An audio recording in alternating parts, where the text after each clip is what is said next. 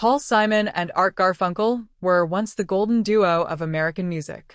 With their angelic harmonies and unforgettable hits like The Sound of Silence, Bridge Over Troubled Water, and Mrs. Robinson, they became the voice of a generation.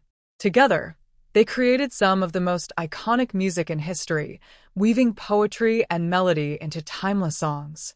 But while their voices blended seamlessly on stage, their relationship behind the scenes was anything but harmonious. For decades, Paul Simon refused to speak to his former partner, and the reason why is as complicated, heartbreaking, and dramatic as the music that made them famous. The Simon and Garfunkel story began in Queens, New York, where two childhood friends discovered they shared a passion for music. Their early years were filled with promise, and by the 1960s, they had become global sensations. Yet fame, as it so often does, planted seeds of tension. Simon was the songwriter, painstakingly crafting the lyrics and melodies that define their sound, while Garfunkel was the voice, delivering those songs with soaring beauty. But the imbalance in recognition quickly became a source of strain. Fans adored Garfunkel's voice, but it was Simon who carried the weight of composition, and over time, resentment began to grow. In interviews and in their memoirs, the cracks in their friendship become painfully clear. Simon often felt overshadowed, even when he was the creative force behind their music. Garfunkel, on the other hand, sometimes dismissed Simon's frustrations, seeing himself as simply doing his part. When Garfunkel left to pursue an acting career in the late 1960s, taking a role in Catch 22, Simon felt abandoned. The duo's fragile balance shattered, and the fallout would echo for decades.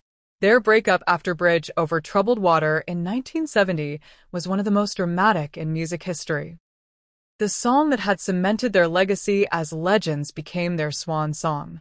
Though they reunited occasionally for concerts, the wounds never truly healed. Pride, ego, and old resentment stood between them. Simon once admitted that he felt betrayed not only by Garfunkel's departure, but by what he saw as a lack of gratitude for all the songs he had poured his heart into. For Simon, Garfunkel's fame as the voice felt like salt in an open wound. The silence between them wasn't just a matter of busy lives or different careers. It was a Cold War fueled by decades of unresolved bitterness. They argued over everything from royalties to performance schedules, to creative control. Garfunkel would later remark that Simon had always been difficult, even impossible, to work with. Simon, in turn, accused Garfunkel of arrogance and indifference. What had once been one of music's most beautiful friendships had curdled into estrangement, with neither man willing to bridge the emotional gap. Fans who grew up with their music often found the feud heartbreaking. How could two men whose voices blended so perfectly refuse to find common ground? Yet their story is a reminder that creative partnerships are often fragile, built on delicate balances of ego, artistry, and ambition. The music industry celebrates harmony on stage, but off stage, those same artists can be locked in painful discord. Even in their later years, reconciliation proved elusive.